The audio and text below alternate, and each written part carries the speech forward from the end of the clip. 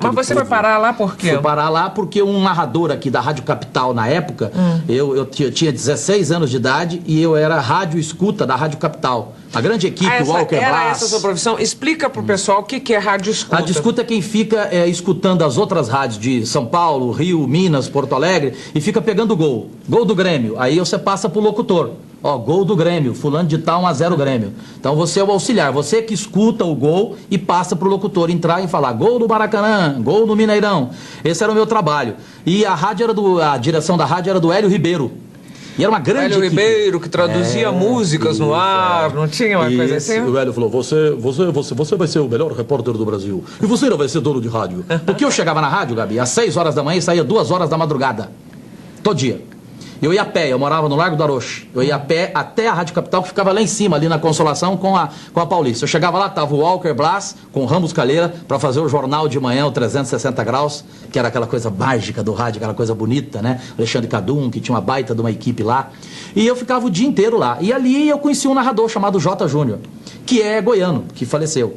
E ele me levou para Goiás, falou, Cajuru, pra onde eu for, eu vou te levar. Você quer? Eu falei, vou. Eu com 16 anos de idade. Fui. Aí fui com ele para Goiás, depois fui com ele para Belo Horizonte, onde trabalhei 5 anos em Minas. E lá pela primeira vez eu fiz televisão. Mas, você estava muito bem, então, quando veio para São Paulo e foi morar de favor na casa do Osmar. Não, bem que você fala como financeiramente? É. Tava, não, que isso. Você tem rádio e tudo lá? Hoje, mas a rádio tem 3 anos de vida. Bom. 3 anos de vida. Eu vou fazer um intervalo aqui e não posso deixar de perguntar outra vez.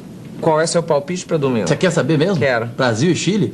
Mas não tem cabimento se a gente perder, pode largar a mão, né? Eu acho que o Brasil ganha o jogo. Jogo duro. Mas você já andou dizendo isso em outros jogos, não andou? É contra a Argentina. O Brasil não pode perder. Contra a Argentina eu achava que o Brasil ia empatar, pelo menos. E com o Equador? Fala, você deu o palpite certo? Não, contra o Equador eu não errei, não. Não errei, não. Não errou? Não errei, não. Contra o Equador, não. Eu errei foi contra a Argentina, que eu errei, né? E que mais? Não me lembro mais. Acho que foi só contra a Argentina. Então você está dizendo, você está garantindo que o Brasil vai ganhar essa? Do Chile? É. Ganha, você pode ficar tranquila que ganha. Apesar da chatice do Juca Kfouri, desse povo que quer futebol arte, quer espetáculo, vai no circo. No circo você vê lá o golfinho fazendo assim com a bola, elefante, fazendo embaixada. Isso acabou, Gabi. Infelizmente acabou. Peraí, eu vou terminar esse bloco. Tem tanta pergunta sobre essa relação conturbada aí entre você e o Juca. Eu vou terminar esse bloco com o quiz de hoje. Em que time inglês jogou Charles Miller, o pioneiro do futebol no Brasil? Foi no Arsenal, no Liverpool ou no Southampton? A resposta vem depois dos comerciais. Até já. O nome dele é Jorge Cajuru, ele é jornalista esportivo e a pergunta do meu quiz, que eu fiz no bloco anterior, ele errou aqui, em particular pra mim, errou 2 vezes. Em que time inglês jogou Charles Miller, o pioneiro do futebol no Brasil? No Arsenal, no Liverpool ou no Southampton? Cajuru, guarde para sempre isso. Memória. Bom, mas agora, também você não dorme, irmão? Foi no Southampton. Filho de inglês, ele foi estudar na cidade inglesa de Southampton e quando voltou ele trouxe para São Paulo 2 bolas, um uniforme e um livro de regras do esporte. É essa a história. Cajuru, diga uma coisa para mim, retomando o assunto Brasil e Chile. Primeiro, o Ronaldinho foi convocado na hora errada e já está machucado de novo. Então, a gente teve uma discussão sobre isso. Ele é o quê? Ele é jogador de futebol, profissão dele. Ganha mais de 1 milhão por mês. Está parado há quase 2 anos. Qualquer outro cidadão que trabalhasse e ficasse parado 2 anos, ele teria que dar uma satisfação pro patrão. Você vai voltar ou não vai? Como é que é? Qual que é o seu problema? É crônico? É definitivo? Então ele tem que voltar, Gabi. Isso não existe. Ele estava pronto para voltar? Estava. Voltou a sentir? Voltou. Está com a musculatura frágil, tal. Não está bem? Para alguns está bichado. Eu acho até que não está. Né? Agora, será que tem cabeça? Tem cuca aí? Eu acho que o maior problema desse menino é isso, né? Na Copa do Mundo foi isso com ele. E você acha que ele está se lesionando? Quer dizer, ele teve de fato uma coisa terrível no joelho. Mas agora, esse tipo de sentir a coxa pode estar na cabeça? É mais cabeça. É mais cabeça. Você se lembra do Reinaldo, do Atlético Mineiro? Claro que sim. Genial. Mas jogador. O Reinaldo se arrebentou inteiro. Mas o problema dele maior foi o joelho. Né? Acabaram com os meniscos dele. O Reinaldo tinha cabeça. né? Sujeito de boas ideias tal, e de cabeça no lugar. Mas o que aconteceu? Ele se arrebentou inteiro, mas ele foi se arrebentando aos poucos, de tanto tentar voltar.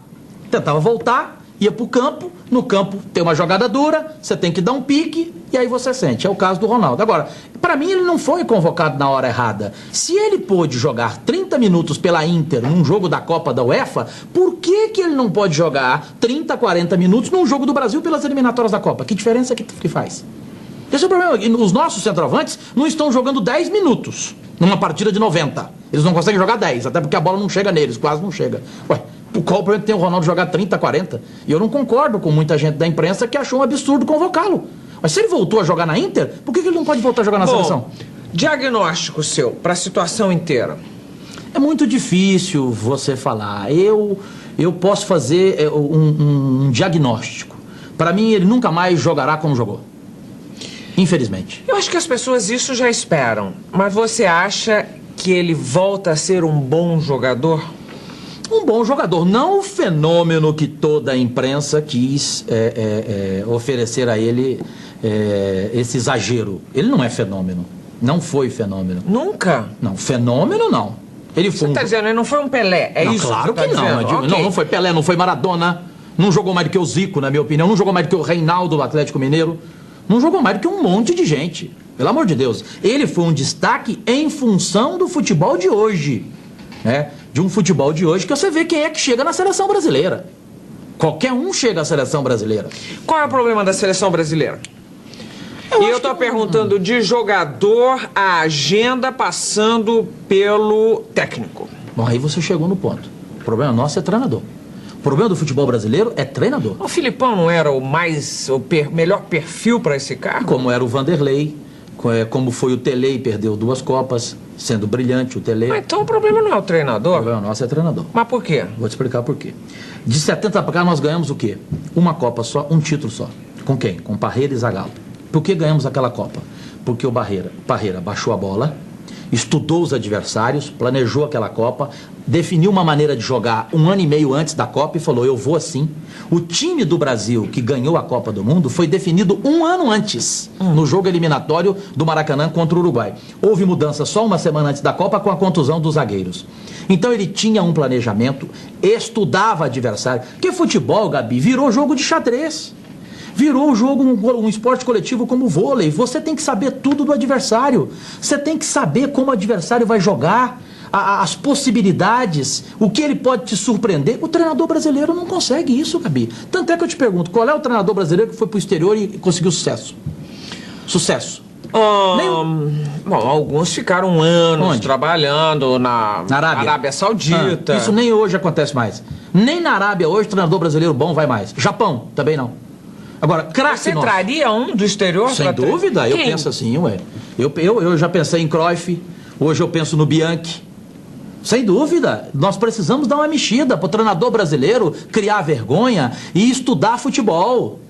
Olha, nós perdemos uma Olimpíada para Camarões, eu estava lá.